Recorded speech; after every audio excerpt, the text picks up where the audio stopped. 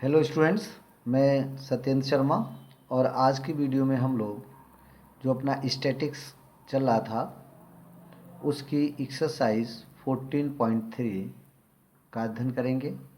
इस एक्सरसाइज में हम लोग मीडियन या माध्यिका निकालना सीखेंगे। माध्यिका क्या होता है या माध्यक क्या होता है? 9th क्लास में हम लोगों ने जो आपका अवर्गीकृत डेटा होता था उसकी माध्यिका निकालना सीखा था। 10th क्लास में हम लोग या इस वीडियो में हम लोग जो वर्गीकृत डेटा होता है उसकी माध्यिका निकालना सीखेंगे। ठीक है।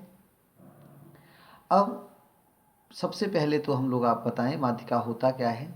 तो कोई एक डेटा जो गिवन है उस डेटे को आप असेंडिंग या डिसेंडिंग, इंक्रीजिंग मतलब बढ़ते हुए या घटते हुए क्रम में जब हम लिखते हैं, उसके बाद जो बीच की टर्म आती है उसे हम कहते हैं कि ये जो टर्म है वो पूरे डेटा की क्या है, मीडियन है या माध्यिका है।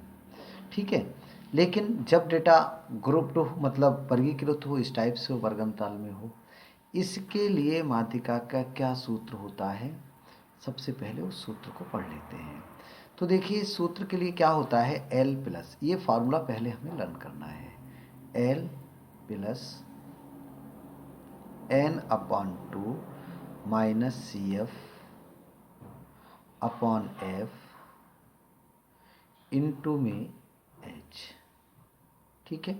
सबसे पहले हमें इस फार्मूले को याद करना है, L plus N by two minus C F upon F into H.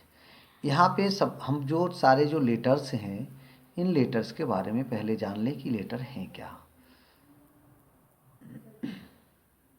सबसे पहले आपका एल, एल क्या है, माध्यिका। बेटा माध्यिका को जैसा कि हमने यहाँ लिख रखा है, माध्यिका को हम माध्यक भी कहते हैं। माध्यिका को हम माध्यक भी कहते हैं। तो या तो आपको माध्यक वर्ड लिख के आएगा या फिर माध्यिका लिख के आएगा, दोनों का मीनिंग सेम ही है।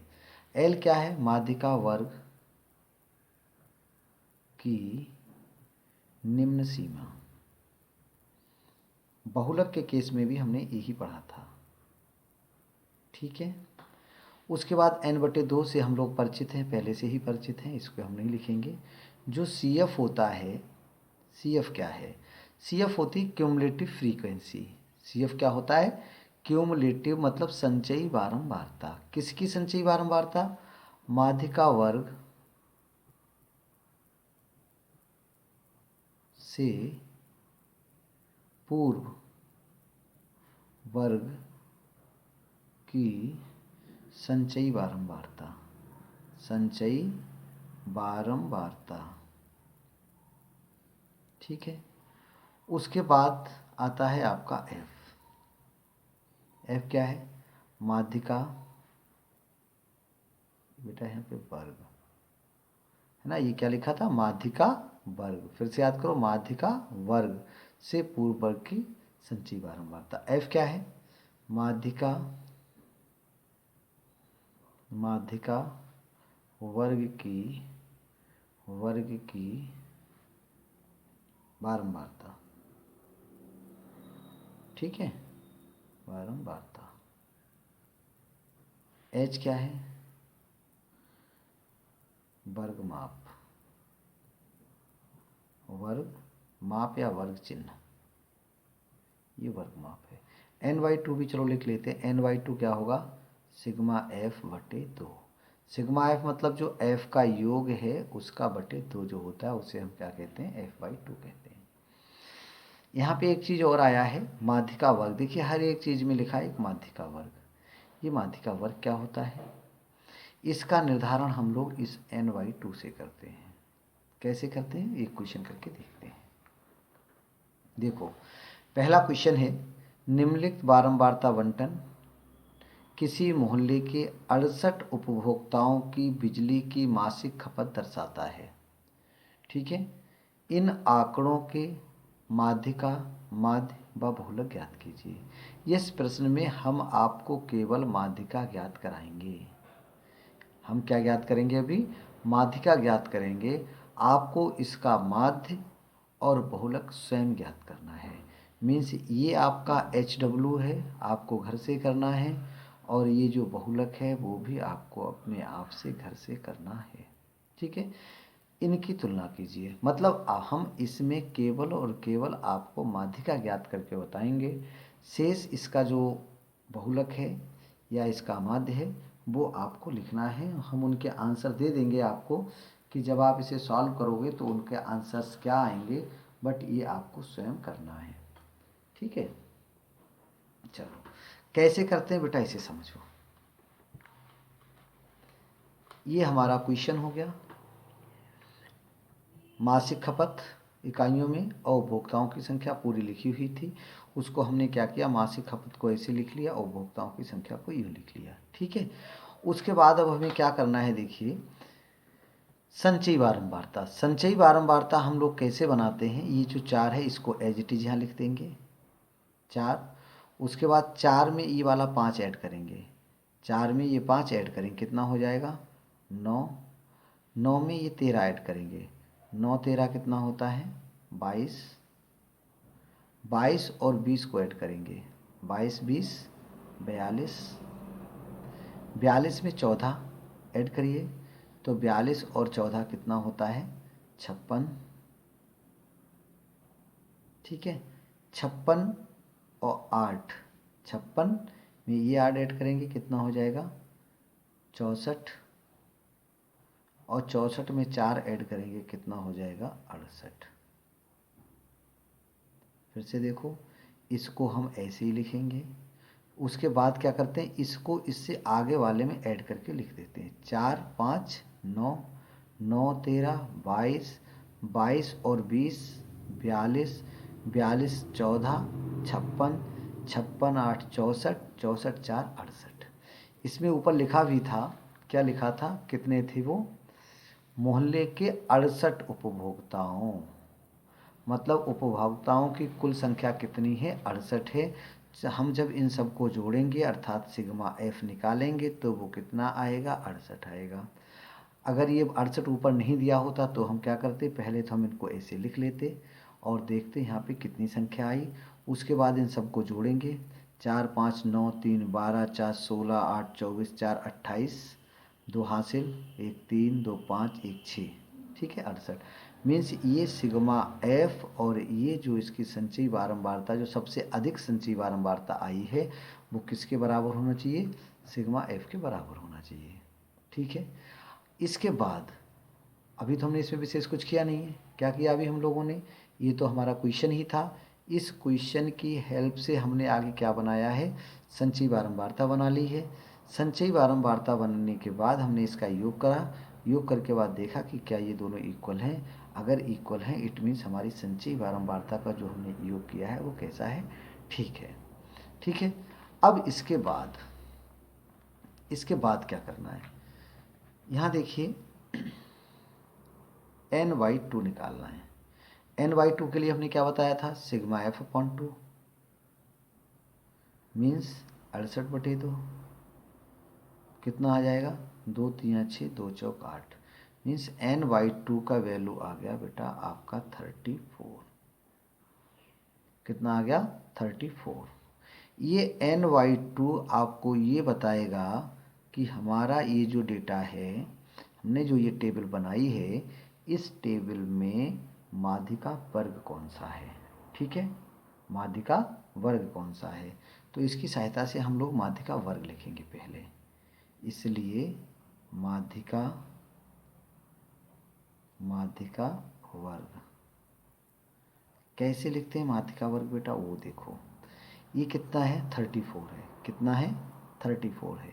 हम इसमें देखते हैं कि 34 किसके अंदर आता है, तो 34 4 से बड़ा है, 34 4 से बड़ा है, छोड़ देते हैं। 9 से भी बड़ा है, इसे भी छोड़ दीजिए।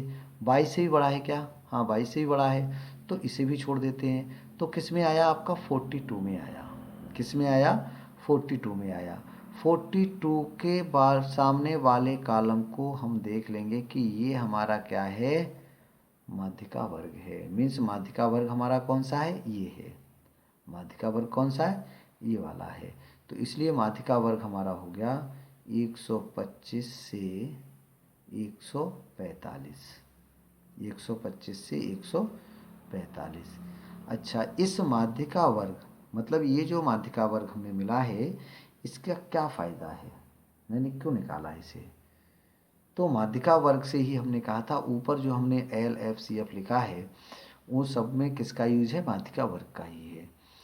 तो जब भी आप इसे लिखो तो पहले एक आप सूत्र लिख लोगे। यहाँ हम इसके यहाँ साइड में लिख लेते हैं माध्यिका। माध्यिका को हम एम ई, मीडियन को एम ई से रिप्रेजेंट करते हैं। एम ई बराबर फार्मूला होता है, ऊपर से याद करेंगे हम लोग, l plus N by two minus का c F upon F into h. ठीक है, चलिए।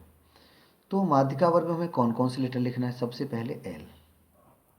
एल क्या है, ऊपर बताया था, ये जो माध्यिका वर्ग है उसकी जो निम्न सीमा है, जो हमने माध्यिका वर्ग निकाला है उसकी जो निम्न सीमा है वो क्या है, एल है। अर्थात एल कितना हो गया, 125।